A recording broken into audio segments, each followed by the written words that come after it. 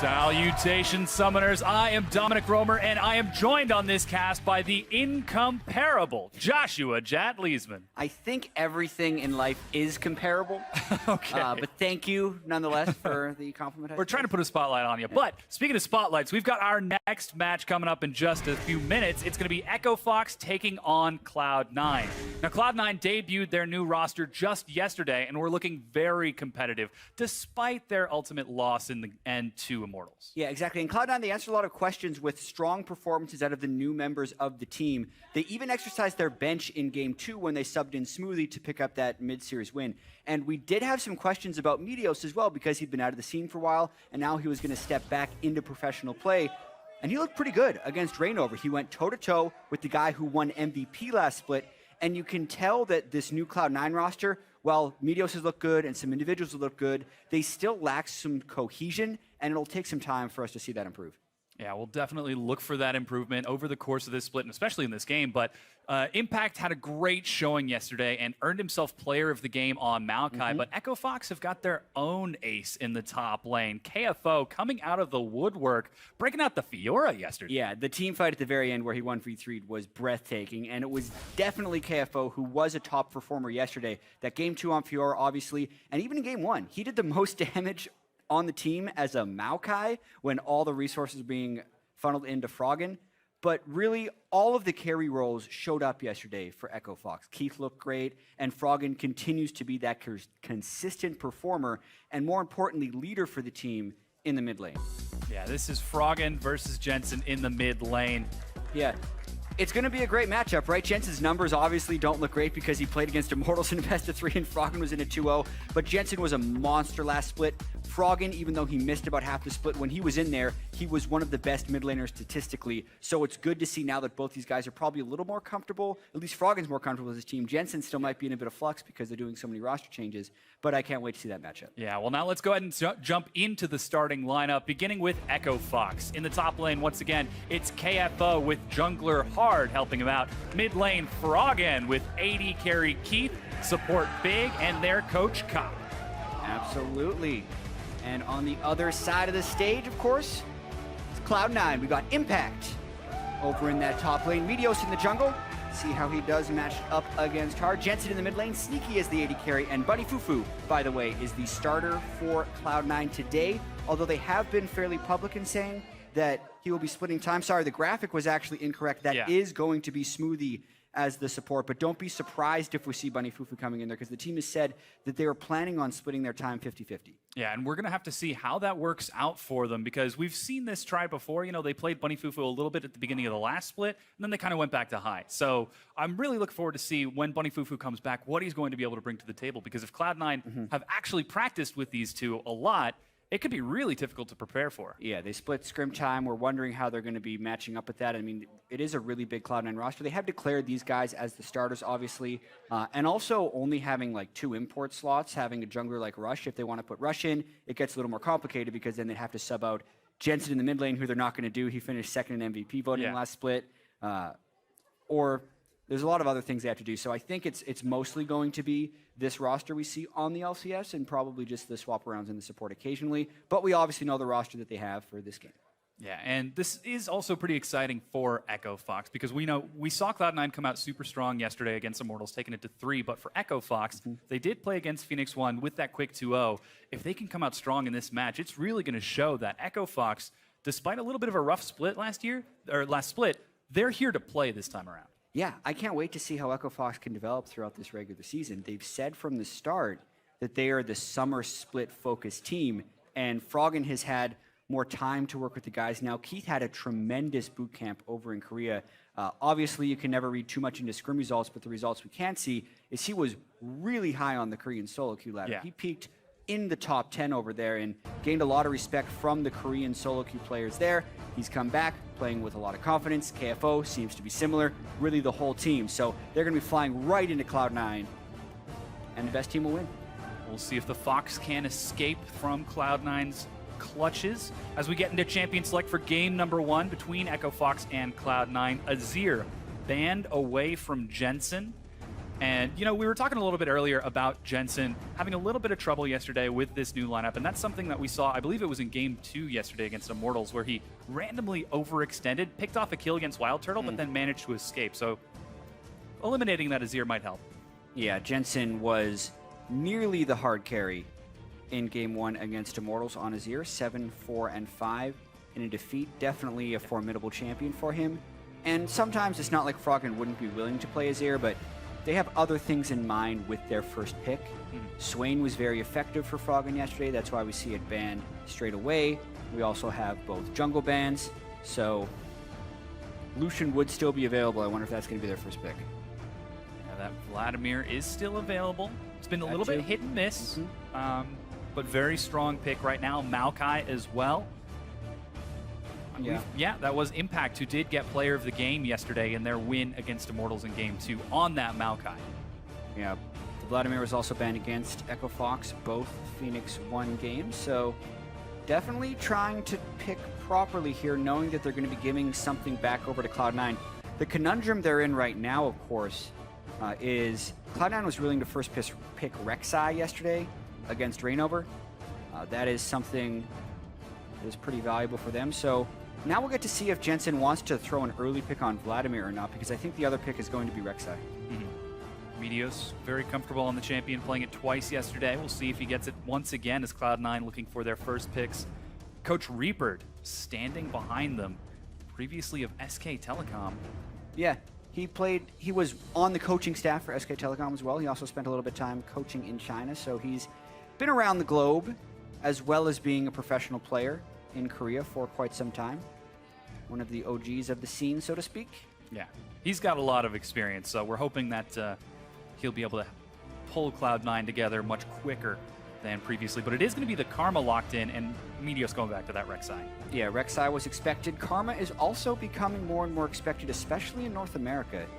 Karma hadn't been nearly as prevalently picked in other regions as it has been in NA, but makes sense as an early pick. Smoothie had some really good Karma games yesterday, even initiating, very aggressively flashing to get tethers on people. And it's also quite strong in lane, which is important when they're up against a Lucian. Very strong champion. Smoothie once again going to be doing some work for that as Echo Fox looking for their next two picks. Vladimir is actually making it through, and this was something that we saw yesterday with Cloud9 versus Immortals, that Vladimir was open and completely ignored. Yeah, but we've also heard from the guys from some of the teams that have been in Korea to boot camp, or the teams that decided to practice from home. Specifically over in Korea, Vladimir wasn't really that big of a part of the meta. And considering that both Echo Fox and Cloud9 have come back to North America this week, even though they may want to play Vladimir or have seen that it's strong, they might not have actually had that much practice on it, just because that's not what was in vogue, so to speak, over in Korea. Maybe it falls through this pick and ban phase entirely. Yeah. We'll see once again what they decide to go for. Is Gragas and Zyra are locked in for Echo Fox. That Zyra likely going to be going to big. Played it yesterday in his game 2, went 3, 4, and 11. So now he's going up against Smoothie's Karma. Harass versus Harass. Yeah. And some nice counter-engage opportunities from the Zyra. Really good late game, but I definitely think it can sometimes be vulnerable. And there it is for Cloud9. Jensen will be pulling out the Vladimir. That's exciting. Getting to see his take on the champion. Definitely something that can take over a game if Jensen gets a few early games from Meteos. Yeah, back on that Maokai for Impact in the top lane. This is a big team for Cloud9. If the game gets late enough, they are not going to go down. It's incredibly beefy, depending on how tanky Jensen decides to go with his Vladimir build. We have seen some variation. A lot of the time, Spirit Visage will be their first item. Yeah. We've even seen Warmogs and Ranwins and Ninja Tabi and just really crazy stuff. Add that to a Maokai, who's both going to be giving a lot of healing to each other, or to themselves. And considering you can get the shields from Karma in the late game, it'll be about finding a good damaging AD carry for Sneaky with that last pick. Yeah, Cloud9 going to have to look for him to do some damage as Echo Fox. Oh no! Do it, Froggen! He might be going back to it. The Anivia is hovered, and it is going to be locked in. All right. Oh, when is the last time Froggen played Anivia in competitive play? Stat request right now, please. Because Anivia is very good, specifically on this patch as well. Timeline from the mid-season changes, Anivia actually got buffs because the mana cost was pretty greatly reduced on the ultimate, even though it grows over time. So like, you can really have a lot of map presence with the Anivia. It's actually nerfed on the 6.11 patch, but LCS is being played on 6.10 right now. So also pretty difficult for a Vladimir to kill the Anivia early, only because, especially if Vladimir's building tank, being able to get the sustained damage when Froggen can get egged will make it much more difficult of a lane. And then I'm really excited to see KFO's carry Fiora again in the top lane. Really cool last 2 picks by Echo Fox. Yeah, Echo Fox looking very strong with their champions, returning to some old comfort picks, while Cloud9 looking to go for a few S-tier picks of their own. Again, this is the pace setter for Echo Fox, and they're coming into it strong with some high damage, high impact champions. This is fun. We have the Sivir to speed up the potentially very strong AoE tank team fighting of Cloud9.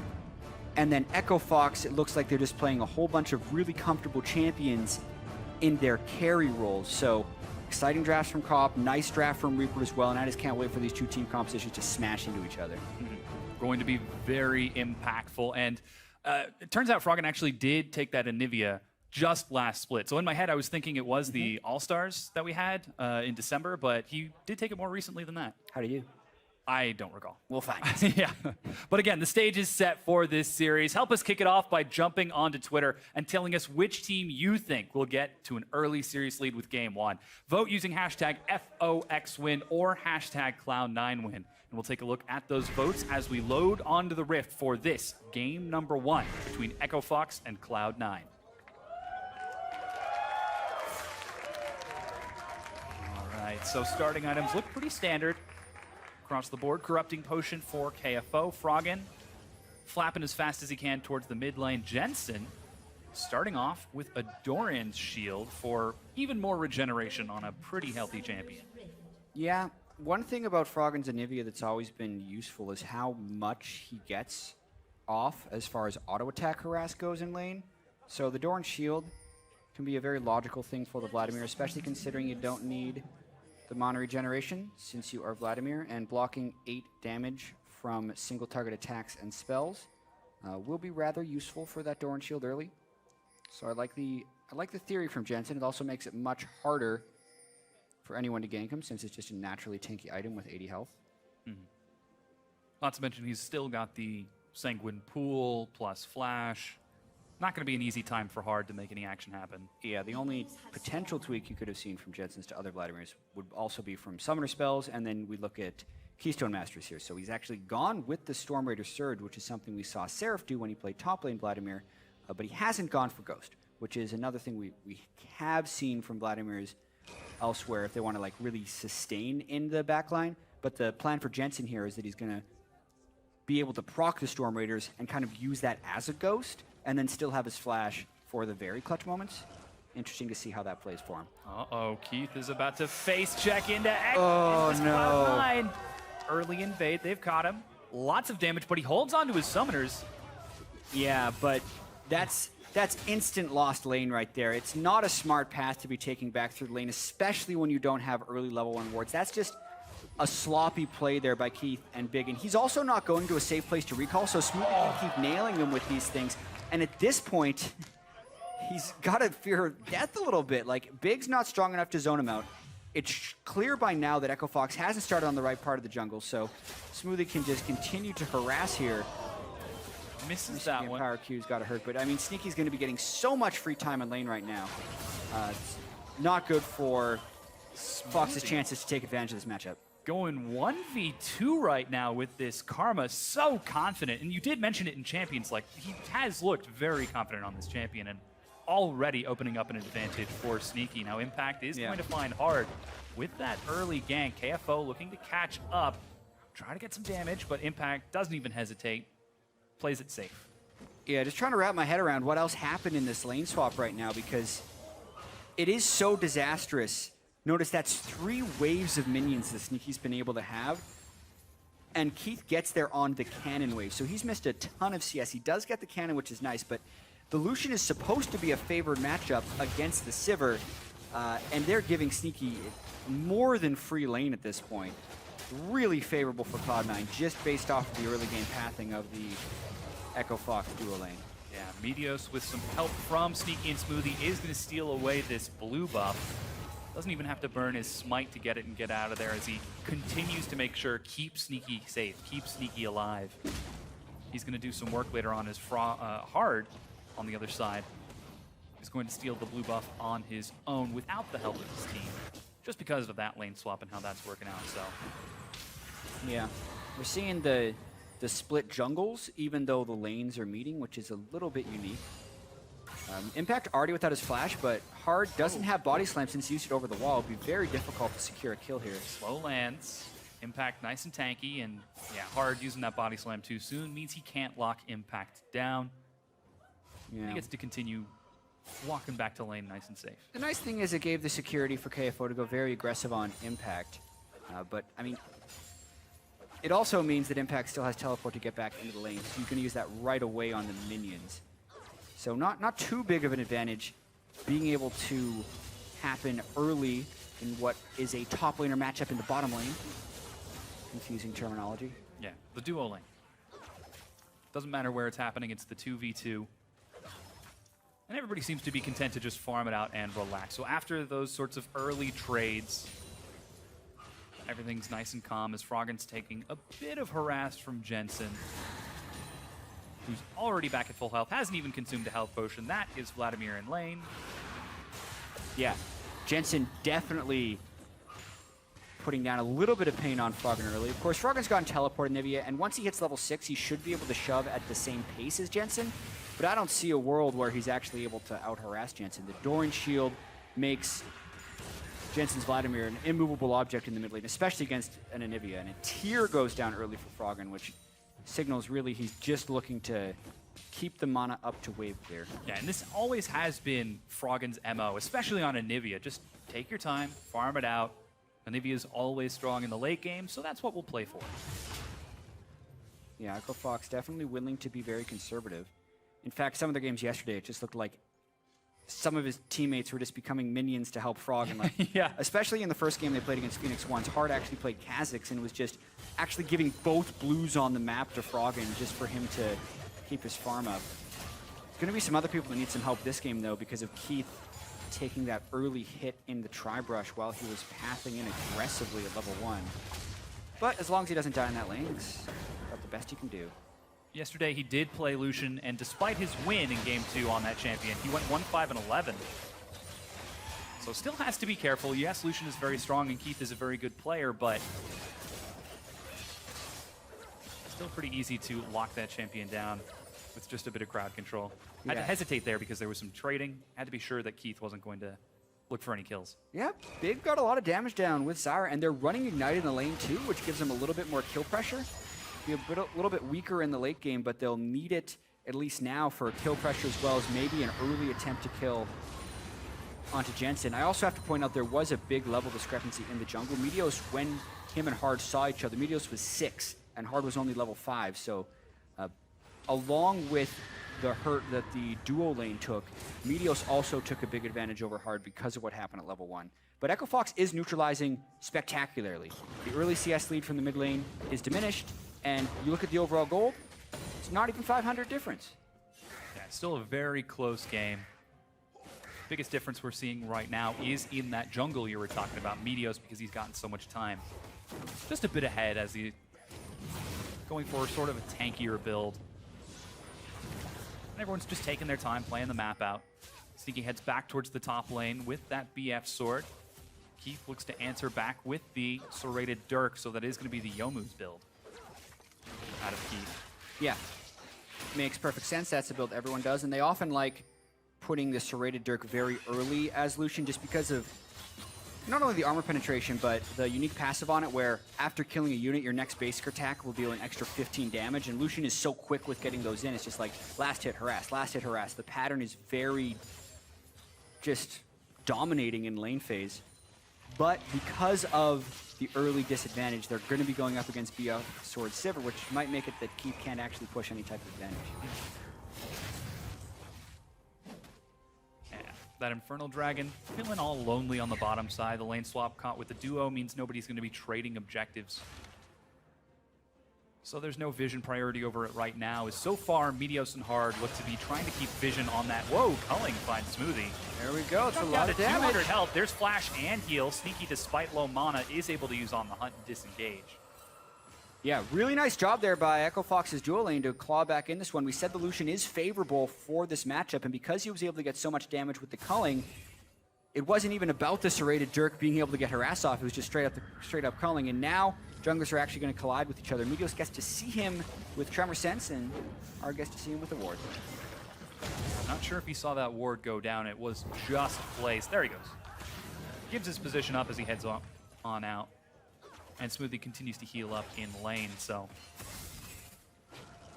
Double harass lane, going to continue farming it up. His Impact actually looks to roam towards the mid lane. Did he? Oh, he was just spotted. Yep. Yeah, barely spotted. He potentially could have avoided that if he hugged the wall super, super tightly, but that's the power of some of those brush control pink wards you can get down. You can see Jensen had one on the other side as well, so that's kind of where they're splitting the map vision off. Sneaky and Smoothie continuing to farm it up. As Big is doing everything in his power to neutralize that early advantage. Jensen heals on the far side. There's the Rek'Sai just going back to farm. Yeah. So it is a relatively patient game after that early harass. So far it feels like the two teams are sort of fielding it out like, hey, we can get away with this. What can you do? Exactly. And I mean, you look at Cloud9, they're going to be waiting to get the double TP plays in, and they're also hoping for a few big items out of Jensen first. And then, I mean, it's also Froggen on Anivia. He's going to be totally fine just trying to be lane dominant for a while. Sneaky gets caught with the binding. Keith, lets him go. You know, he was thinking about it. Grasping roots can be pretty dangerous, and Echo Fox getting control of that bottom lane again. And like, if Echo Fox can keep this up, this is exactly the way they like to play. They just want to kind of win every lane and then slowly get things going. Their dual lane started off poor, but they're starting to get advantage. Froggen is keeping Jensen right at bay despite having a small disadvantage early because of the nice Doran's shield by Jensen. And then I think over time, KFO, especially once he gets Hydra, will start defeating Impact. So a little bit's just going to be on whether or not Echo Fox can be broken from this laning pattern by C9 forcing a team fight with the Maokai and the Vladimir and all the tanky AoE they can bring. So far, it looks like the major player for Cloud9 to do that. Nice stun. It's a Vladimir. He'll just heal it. Gets over the wall as well.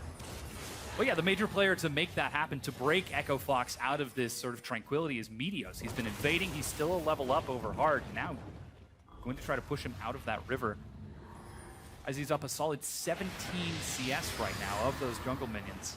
Yeah.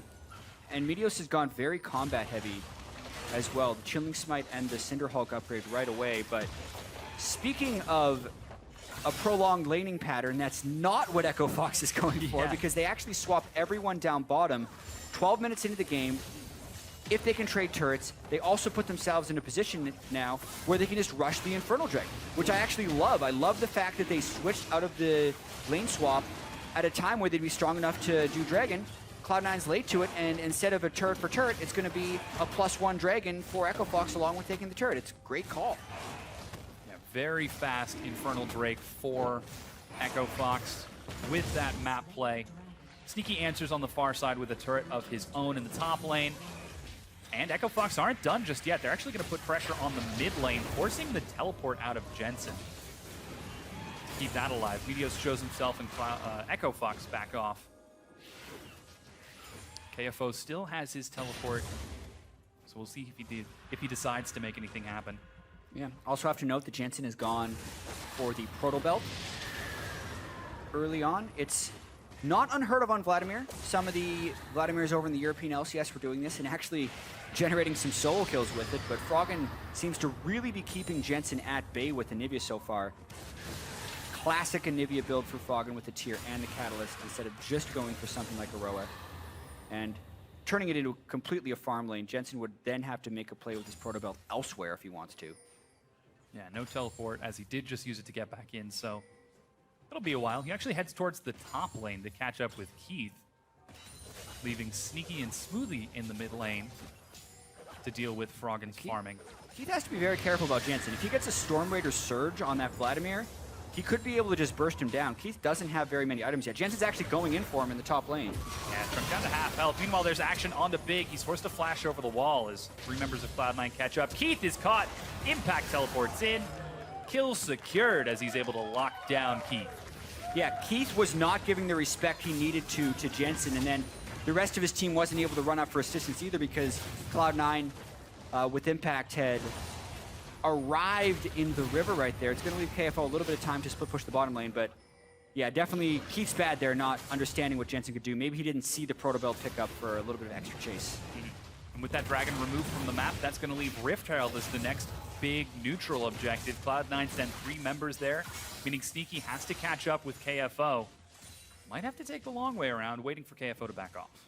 This Rift Herald is more important than you would expect. There's been a lot of discussion about how teams will only take Rift Herald when it's convenient, but this actually holds a very strong strategic use for C9 in this game. If KFO wants to have a strong split-pushing presence on Fiora, he's going to need to do it against Impact, and now until 34 minutes into the game, Impact is going to have an empowered chance in the 1v1s thanks to the Glimpse of the Void buff.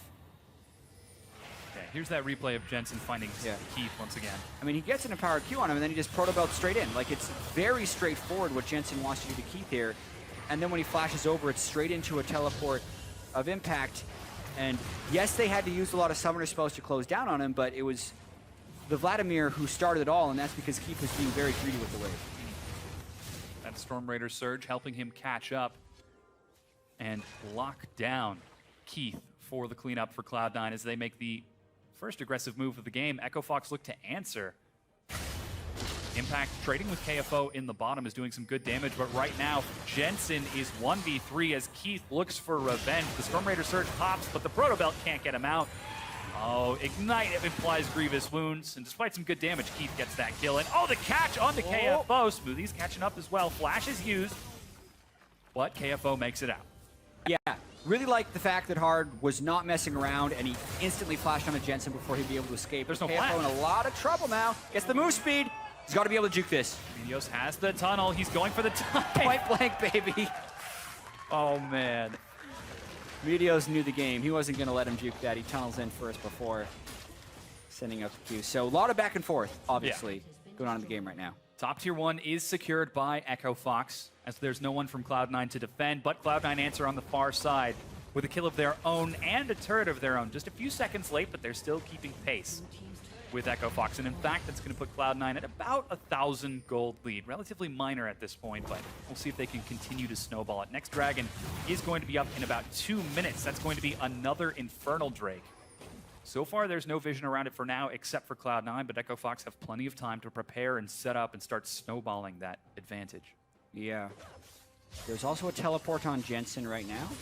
2 teleports available on Echo Fox. I think this could be a very contentious Dragon because obviously Cloud9's going to want to get one Infernal Drake, but more the denial of Echo Fox trying to get multiple Infernal Drakes, as this game can very easily be stalled out to super late game because of the fact that Fox has a Nivea.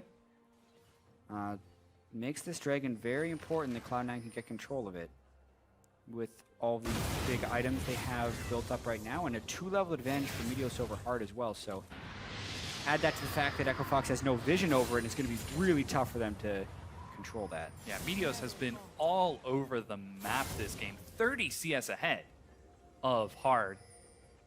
Continuing to deny and sweep out vision with vision of his own. Going for the classic Sightstone, not even getting the Tracker's Knife.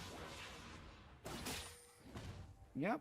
Feels like the good old days. He rushed combat effectiveness right away. Now he's gone for Sightstone since he's recognized that he's a little bit ahead. So Meteos very strong in this. As you can see, a pause has been called. But Echo Fox have got some time now to sit and think, okay, we're down just a little bit behind. But we've got plenty of time to sort of recover and figure out a plan to bring down Cloud9. Yeah, we'll figure out what that technical issue is as quickly as possible. See who initiated the pause as well. Looks like Echo Fox are the ones talking to the refs. Hopefully that gets resolved as quickly as possible. And yeah, it's been a very close game so far. Definitely slower than you would expect from a Cloud9 game. So the pace is more in the favor of what Echo Fox is comfortable with. Their first game yesterday against Phoenix 1, even though it was dominant, they only had 10 kills when the Nexus fell. So definitely that controlled style. But in playing the slow style, they haven't had a gold lead. So currently, Cloud9 is actually kind of playing the Echo Fox way, but a little bit better than Echo Fox. Yeah. And we just heard from backstage, there's a little bit of an audio issue with Echo Fox's headsets. That's why you can see them with their headsets off right now. So hopefully we'll get that fixed as quickly as possible. But Cloud9, as you mentioned, going 1 and 2 yesterday against Immortals. It was a very intense series of games. And they showed that they can play at a very high speed, very high level to keep pace with Immortals. Well, now this is a little bit of a slower match.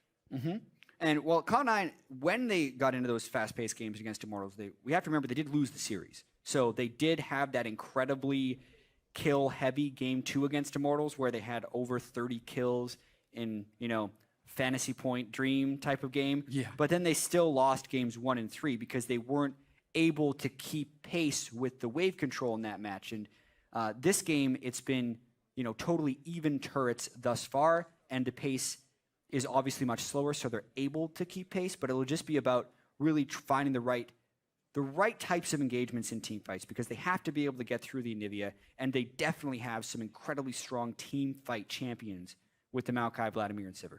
Yeah, and this is a very strong team, not only in champions, but in players for Cloud9. This is the biggest change we've seen to their roster since the inception of the team, and they come in so strong so far. Yeah, I mean, Impact obviously getting that player of the game. I was wondering a little bit when he had that last split, he really underperformed on energy. A lot of that you have to think was, did he not have jungle synergy, or had he actually just slipped because his gold at 10 was incredibly low? But then, at least so far, his performance has been quite solid. And whenever he can get Maokai, it's always putting him at his most comfortable state. And the fact that he's on Maokai again is really good. Yeah, we're looking forward to see how he will synergize with his team. Obviously, they boot camped in Korea, so they did spend a lot of time practicing together. And something that we kind of briefly glossed over a little bit was Smoothie in the support lane, in the bottom lane, coming in for support and replacing Bunny Fufu after that first game. Now, from what we've heard from Cloud9, they plan on doing a sort of 50-50 with the two of them. That's got to be pretty difficult to practice with the two players. It is, and it just kind of means that the shot calling duties have to be on someone else, even if he comes in and has some auxiliary duties for it, unless they really want to change the focus on their team and they bring in two different shot callers, but that doesn't seem like the best way to do it. And I think as Cloud9 tries to transition, I'll need to speak to Reaper specifically to figure out what types of communications he's teaching them, but he has spoken and the team has spoken about how Reaper has helped them communicate better in-game. And I don't think it would be the same way they communicate where one guy like Hai delegates a lot of responsibilities and is very vocal during team fights. There are a lot of teams in Korea who follow a model of just having like multiple information gatherers, and whoever's in the best position to make a shot call just makes it. So definitely different learnings to be applied from communication and shot calling from all the years all these players have had in League of Legends, and hopefully they're trying to find a system that works for them. Yeah, and the big hope is that Reaper will be able to help Cloud9 much more effectively and efficiently than they have in the past, because he has this experience on SK Telecom and other organizations, that he'll be able to help augment their strengths and clean up their weaknesses faster. Yeah, and I just heard that the audio is almost resolved for Echo Fox. They've tried to do a fix. They're testing it right now, so hopefully we'll get back in the game very shortly, 17 minutes and 30 seconds in. And really, with an Infernal Drake coming up in 35 seconds, a very important moment of the game about to happen when we get back in. We'll see who's going to continue to get that Drake as both of the teams are getting prepared to secure it. Now, we did talk a little bit about Cloud9 and sort of their organization. With this new team and their new coach, we're expecting big things. But Echo Fox, they finally got together at the end of near the end of the split in the spring. Well, now they've had a few months and they've played together, they've boot camped together. They're looking much more cohesive as a team, and I think that the expectations for the team are rising as a result of that. Yeah, and they definitely want to become a playoff team and have a chance of going to Worlds. Last split, if you only took the games they played with KFO and Froggen, they would have had a winning percentage to make the playoffs. And then who knows from there, because we had the 6th seed team in the playoffs, TSM, make it all the way to the finals. Like, it's really just about getting in the playoffs and finding your groove at that moment. Luckily for them, they were able to get all the way up to 7th and got the auto berth into the summer split right here because they were safe from the promotion tournament. And another thing that's actually kind of interesting about the way the games have fallen today is so far, this is the last series that actually needs to be played. Every other series has finished. And we did say we're not doing spoilers, but I think I can avoid this without spoilers. There's a lot of 2-0 and 0-2 teams so far. And it would be really important if Echo Fox can pick up another win, because then there would be a whole host of teams that are a full 2 series behind them for Cloud9. And then on the contrary to Cloud9, the same thing, because of the gap that's going to be created between what is potentially the top 5 and the bottom 5 after the first week. Yeah, the big hope is that you can get these wins early. To quote that wondrous phrase, you get these wins early on, so you don't have to worry about it later on in the split. Yeah. So a lot of pressure on these teams, even this early on, because again, this is the big showing. It's week 1 of the NALCS, so getting these wins are just so important, not only for the standings, but just to feel good coming into the next split, to have that confidence coming into week 2 and thereon. Yeah, unfortunately, QC has revised their estimate. Still a few minutes before we can get back from the audio fix, so apologies to everyone on stream. And yeah, I think the truncated version of what you're talking about is that every game matters. And just like last split, every game is going to matter. It feels like, you know, each win is more meaningful for these guys because they're best of 3s, but they're playing just as many best of 3s as they played best of 1s last split. So it's going to be just this massive amount of more games for these guys. And after 1 week, that's still just going to be 1/9 of your overall season. So every best of 3 matters just as much as the old best of 1s do. And it's important to get every single win because we know the standings can be incredibly close at the end of the year. Yeah, and just to let you guys know, we did just hear that because this pause is extended, we are allowing the players to talk strategy about the game. So they do have an opportunity to sort of plan ahead and look for sort of that next objective. I mean, you pointed it out just a few seconds ago. Infernal Drake is popping up in 35 seconds, so I'm sure that's going to be on everyone's mind. Yeah, it is pretty tough for these players a lot of times if you think about just you're in the mood of a game, trying to go 100%, plan out your next movements, and then as soon as a pause hits, you're just like, now I'm going to sit here in silence, and we're going to be ready for the next play. So it is good sometimes when they get to talk about strategy a little bit, but obviously you avoid that from happening so no one can do like strategic pauses and be like, oh yeah, my screen was flickering. By the way, guys, we need to regroup about this. We'll do this. So that's obviously why the rules are the way they are. But with the duration of this pause, you don't want to overly punish a team to just figure out who has like the best short-term memory so they can now talk a little bit more. Yeah, so in order to break down this game just a little bit more during this pause, we're actually going to continue talking about this game. You baited everyone right there. You're just like, I'm going to go to the analyst desk, but you didn't want to go to the analyst desk. I was ready. You were ready to go. It was more of a trial to make sure that everyone's ready, and you know, we got to keep you on your toes. You know, the players, they get to sit back a little bit, but we don't. We're all prepared for this. Oh, apparently we're able to get back into the game is what I've just heard, so I don't want another false alarm here. Yeah, so we're going to go ahead and send it over to the No, the game is going back in. That's what he just told me. I can see it unpausing on the screen. There we go. We're going to be going in any moment now. Here we go. That's the one. Back into game. Echo Fox and Cloud9. Okay, so Infernal Drake coming up 30 seconds down to 25. Those 10 seconds really flew by. Everyone's in position. Strategies in everyone's minds. Hard leads the way, looking for some vision. And that dragon's up in 10 seconds. Looks like Echo Fox currently have the inside track, but Cloud9 are on their way, grouping as 5.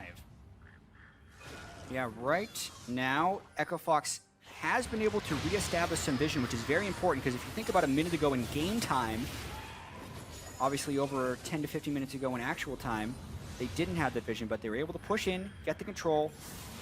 It'll be very interesting to see how well they can hold it, because KFO is thinking about going up to split push, and he was spotted on a ward actually, so that allows Cloud9 to then move in. It's really a push and pull vision battle. Meteos goes way in. Yeah, he loops around, but drops a quick tunnel to get himself out. Yeah, good ward control. Froggen a little bit low on mana, which can be really harmful, and he's also using it just to clear the waves, so that actually, I think that move more than anything is going to give Cloud9 a ton of power to go for Dragon. Froggen's actually going for blue buff instead of controlling the Dragon. I would have much preferred he recalls and teleports back in. He has his teleport. Oh, bad communication right there, and his recall is slow. Just Echo Fox dropping the ball here. Cloud9, gotta be a steal. Oh, down to 50 health, but Meteos secures it. A cast from Hard is gonna buy time, but he's got nowhere to go. Jensen has slain Hard. deadly miscommunication right there for Echo Fox. Froggen thinking about doing blue, but wouldn't even have enough mana to do it, and then recalls. Hard also tries to steal without his flash, and now we're going to see a fight because Froggen's still not there. On the Hunt is dropped, a successful disengage from Echo Fox, but Cloud9 chased them off. That leaves them with the inside track towards that mid-tier 1. Froggen's not there, but they don't have any minions for now, so that turret is going to stay standing despite the aggressive play from Cloud9, and they tie it up in Dragons, and now Froggen's able to get his blue. Yeah. At what cost did he get the blue, obviously? That's really harmful. The fact that both teams have Infernal Dragons now, I'm just waiting for the moment where Cloud9 is able to go in and brute force team fights because they have so much movement speed potential with the Sivir and the Karma, and then just such beefy tanks with basically what's going to amount to a triple front line. That's how it's going to feel because Vladimir is so hard to take down in team fights. Echo Fox is going to have to bring a lot of damage into that to have stand a chance. Yeah, in fact, it's Echo Fox who are going to find the mid lane tier 1. Sneaky has to back away. A huge wall blocks him from safety. Froggen, in fact, taking a few points in that, actually. Up to 3 in that wall of ice. Oh, wow, but Smoothie gets caught face checking and pays the price. Yeah, well, Echo Fox had gotten all of their waves pushing at the same time, which is allowing them to keep up a fair bit of pressure right now, and Jensen is also kind of caught between where he would want to go, and now everyone on Echo Fox is collapsing down, so they're going to look for what looks like a 5-man push on this mid turret. Yeah, blue buff on Froggen now paying off. They're chunking it down to half. Meteos is in position. Looks like he settles on hard for the knockup. Grasping Roots tries to keep Impact out of the fight. Keep that half health. Gonna have to try healing off Doran's blade, but yeah. The trick for Echo Fox in these siege situations is that they can apply enough threat for Sneaky so that he can't get his ricochet off on the wave. That's kind of Froggen's job because outside of the Sivir, the wave clear on Cloud9, at least as far as preventing hits on the turret, is diminished. And there we go. Froggen takes Sneaky's threat out a little bit. They get a few more hits down on the turret, and the pressure mounts. That's exactly what you were talking about. Zone Sneaky away. Even without minions, Echo Fox are able to get it. Hard knocks Meteos away. There's a teleport from Impact. Smoothie gets knocked in, and Meteos chases forward. Cloud9 cannot find the engagement. And all the while this is happening, KFO has been split pushing and keeping Jensen occupied. Yeah, so after they give up the Infernal Drake, they mount a pretty solid offensive on the other side.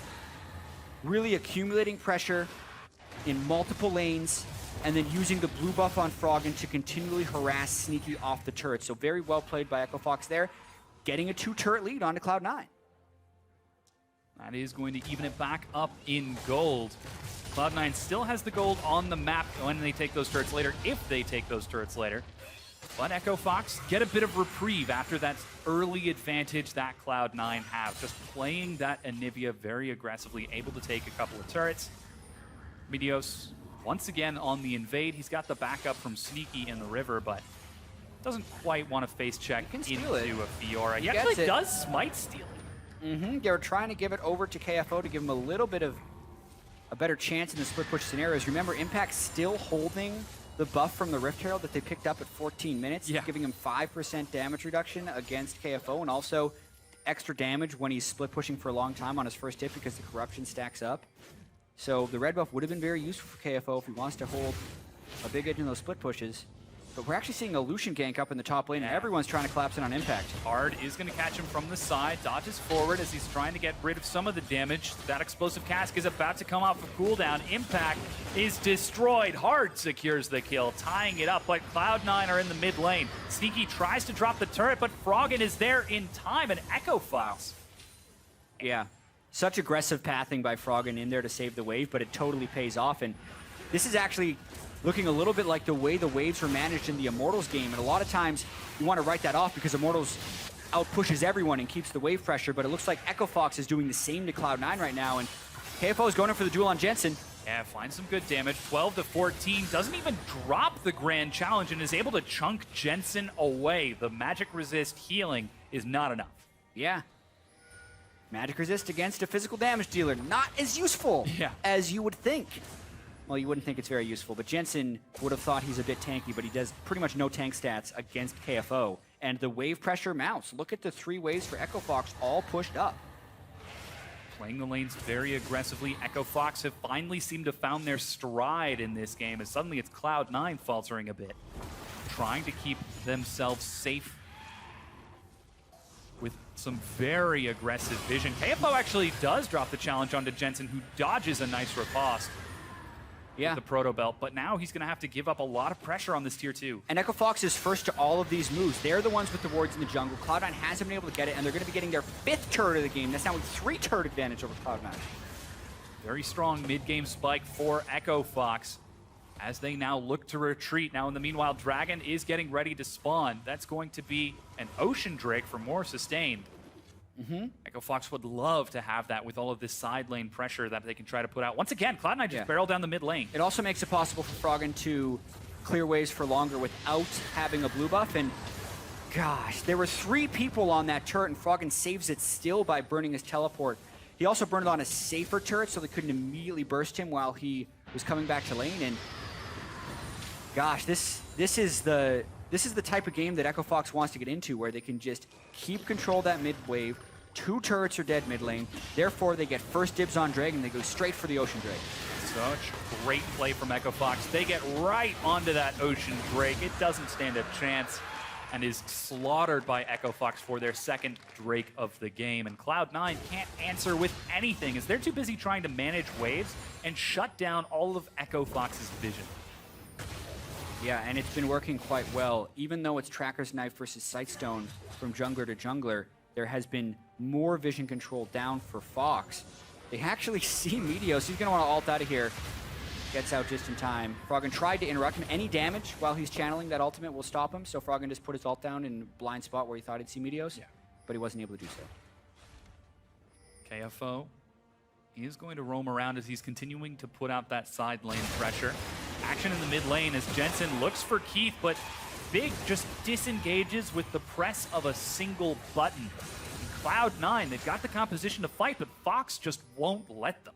Yeah, I mean, this is 4/5 of the Cloud9 composition that was able to pick up over 30 kills against Immortals, with Maokai, Rek'Sai, Sivir, and Karma. The only difference was Jensen was on Fizz instead of Vladimir, so slightly less engaged. But that just kind of goes to show you how Fox is controlling the map a little bit. 1 champion change, 30 kills versus Immortals. So far, 3 kills versus Echo Fox. Like, they have really taken Cloud9 out of the driver's seat in this game and are dictating to them, even though Cloud9s are the ones with more initiation tools. Yeah, it really is a stark juxtaposition when you put the two side by side. Now, 27 minutes in, and Cloud9 seem to be at a loss as they just continue to try breaking down this mid-tier 1, but Hard is already there and defending with a jolly attitude. He's got to be a little careful. Yeah, Meteos going to look for him, but decides to let it go as Cloud9 can't collapse in time. Yeah, I want to point out as well, he's had the Executioner's Calling for quite some time. He actually completed that before his Black Cleaver was even done.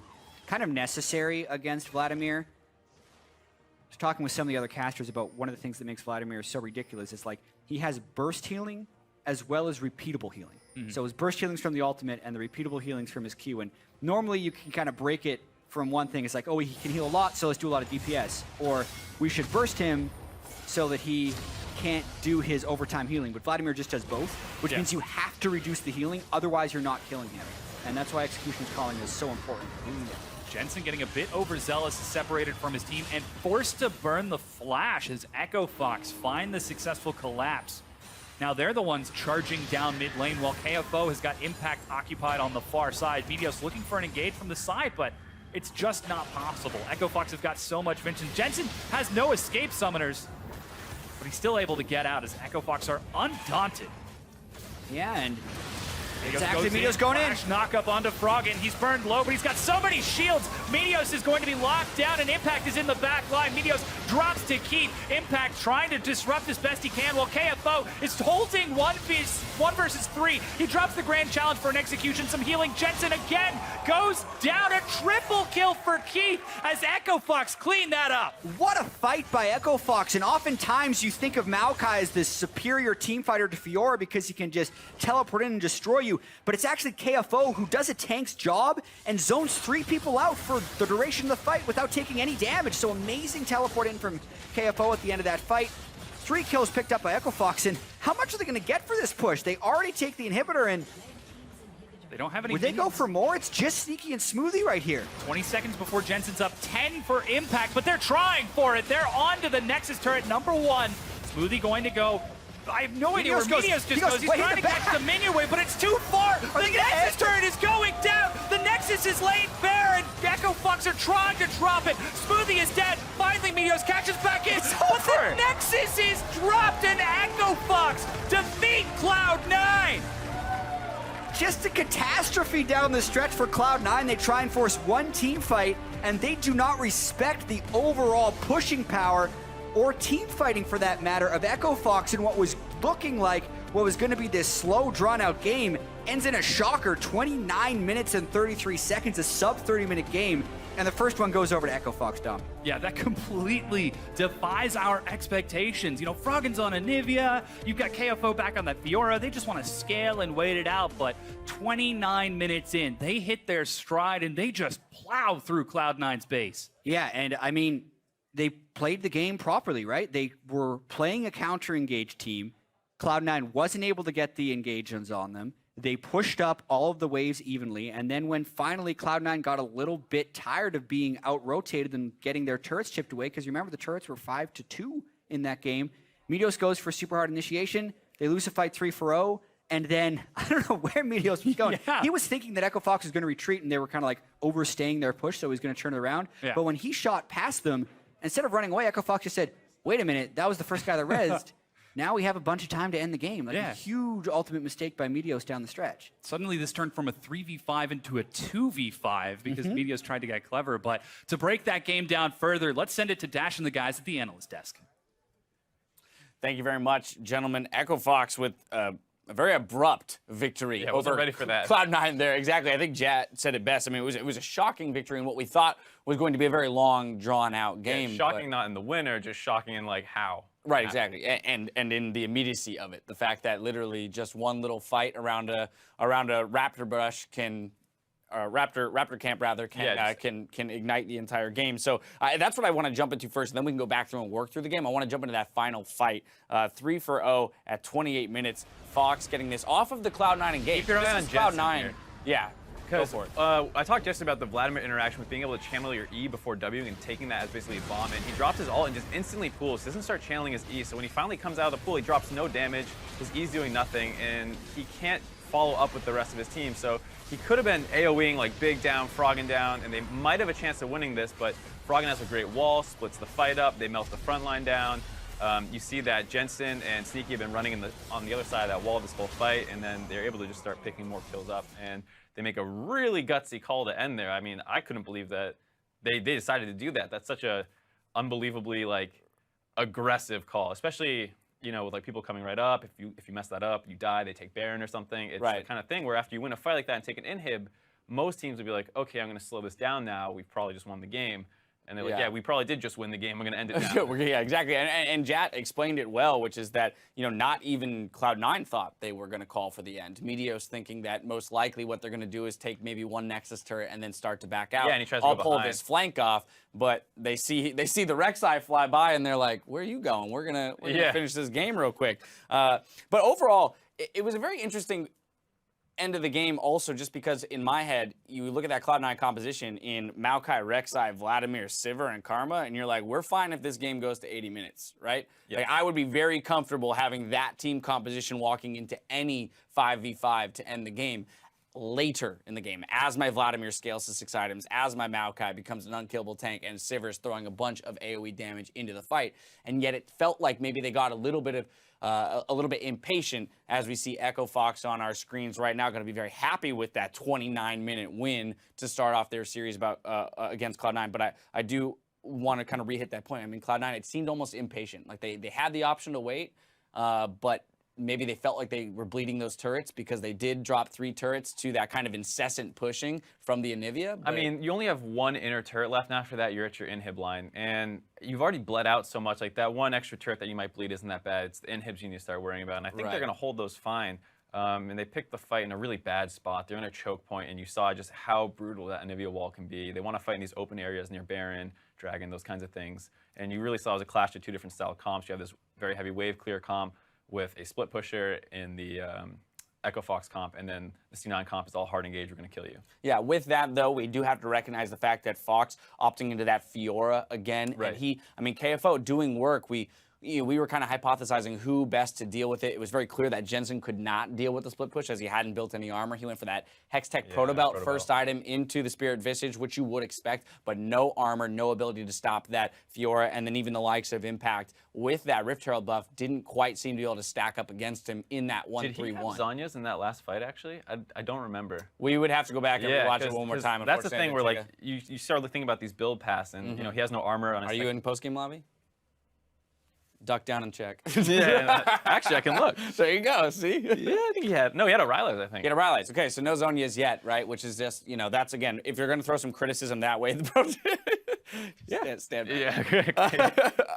No Zhonya's there. We do have to move on to player of the game. We're just going to go over to Froggen for his ability to control the map. I mean, he wasn't necessarily able to keep Jensen down in terms of farm in that mid lane, but Anivia scaling alongside of Vladimir scaling, he seemed very happy with that, and as always, showing his mastery of that champion, blowing flashes with beautiful wall placement, creating those choke points for his team so that the damage can come through. Right. I think one of the biggest things is that mid lane staying up for as long as it, you know, basically the whole game, right? So, you know, if it was 5-4 in turrets, 5-3, maybe these fights that they end up taking, you know, explosively at the end there, it's not a win. Maybe it's a, you know, 3 for 1, or, you know, it could be so much worse. But because they were able to get these leads and protect their turrets while destroying the other teams, a lot of that was due to Froggen. Yeah, good on him in that one. Of course, a little bit of new information. We just been told that Bunny Fufu will be subbing in for Smoothie moving into the next game. So that support swap, once again, we'll see if it works out for them. As we see here, Coach Reaper running down maybe the game plan and strategies for Game 2. This is where I turn to you and I say, how do they adjust for Game 2? They're going to be on blue side. At the same time, though, I don't necessarily look at this first game and say that C9 was riddled with issues, right? Because for a large majority of that game, they were fairly even and in a position with the composition they had to just scale into the late game. It was maybe just one mistake that Echo Fox capitalized on quite well. Yeah, and they can't scale forever because at some point that Fiora will just kill anybody. So I don't think Fiora was at that point yet, though. So I think if their comp looks really good to me, that's a comp I would be happy with. I think they need to be maybe a little bit more aggressive in their dives. Like, I know Anivia is a very hard champion to dive, but that first mid lane turret, there are ways to get behind it, especially with a Rek'Sai or a TP flank, and they have so much speed on their team. You would think that somehow they should have been able to bust that down, but they just never were able to do it. So I think the comp is fine. The support switch, maybe it is just because, like, we need someone to go in and mash these, like, crazy engages. We need someone to go flying in there. Maybe they think that's going to be Bunny Fufu. Yeah, I do like the idea of putting Jensen on something a little bit more aggressive. Not that Vladimir can't be in your face, but you know, more often than not, putting him on a playmaking champion, Vlad doesn't have the option to start anything, right? Like, somebody else has to start the fight. I can run through and wreak havoc, but the likes of Fizz, the Orianas that we've seen him play, LeBlanc, Azir, those kinds of champions where we kind of open him up as this player who's really come into his own over the past few splits, I would like to see them put him in an opportunity to make plays. The thing is now that they're going to be on blue side, so the ability to counterpick might not be available to him, and he might get stuck on the Victor, the Azirs, these kind of more safe mid laners. Right, so perhaps a little handicapped by the side selection there. But anyway, there is more LCS still to come. We're going to take a quick break. Stick around, though, because when we come back, it's Game 2 between Cloud9 and Echo Fox. Game number 1 between Echo Fox and Cloud9. Keith is caught. Impact teleports in. Kill secured. Meteos is going to be locked down, and Impact is in the back line. Meteos drops to Keith. Impact trying to disrupt as best he can, while KFO is holding one versus 3. He drops the grand challenge for an execution. Some healing. Jensen again trying to catch the minion wave, but it's too far. The Nexus turret is going down. The Nexus is laid bare, and Echo Fox are trying to drop it. Smoothie